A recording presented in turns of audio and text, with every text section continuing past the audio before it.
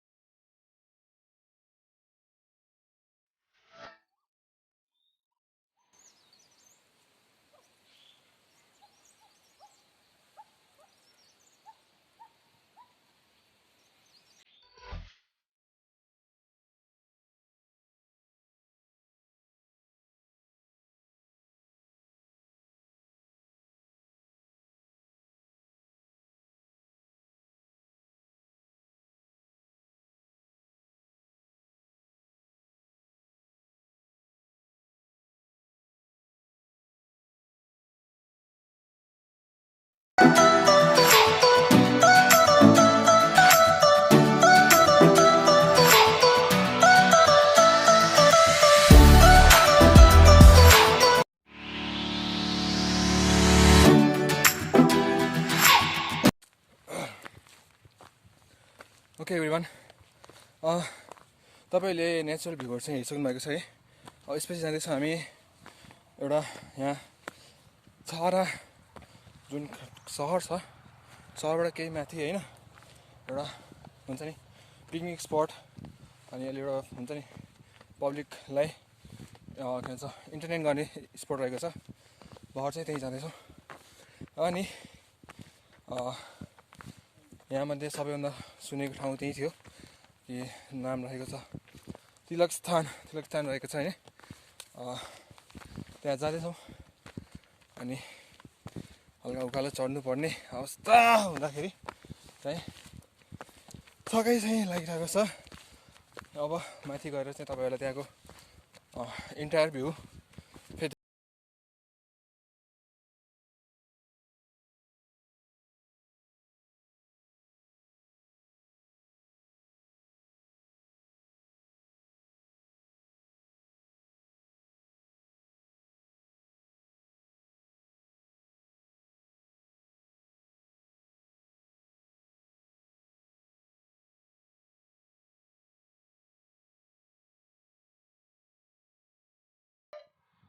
Okay everyone, finally हामी माथि आइसकेका छौँ है,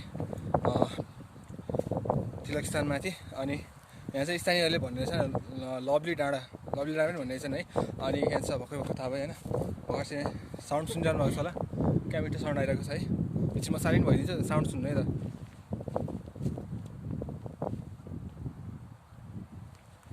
यस्तो मिठो हावा चलिरहेको छ। अनि त्यसपछि हुन्छ नि रुखहरूको साउन्डले गर्दाखेरि चाहिँ क्या मिठो सुनिरहेको छ क्या। अनि ठाउँ पनि निकै राम्रो छ है। म अब सबै ओभरअल भ्यूहरू गरिदिन्छु होइन, भ्यूहरू देखाउँछु होइन। अनि तपाईँहरू इन्जोय गर्नुहुन्छ भने मलाई पक्कै पनि थाहा छ है। अनि यदि तपाईँ नजिकै हुनुहुन्छ भने होइन, नजिकै हुनुहुन्छ भने पक्का घुम्न आउनु होला, निकै राम्रो ठाउँ रहेको छ। अब अनि अगाडिपट्टि अब लाइक सबैजना टिकटकहरू बनाउनको लागि, ब्लग्सहरूको लागि अनि अन्य विभिन्न है म्युजिक भिडियोहरू बनाउनको लागि निकै राम्रो ठाउँ रहेछ। मैले भर्खरै हेरेर आएको छु र सबै जसो अब भ्यूहरू तपाईँलाई मैले ठ्याक्कै यसको पछाडि क्लिपको पछाडि ठ्याक्कै हालिदिन्छु अनि तपाईँले सबैले हेर्न सक्नुहुन्छ है त।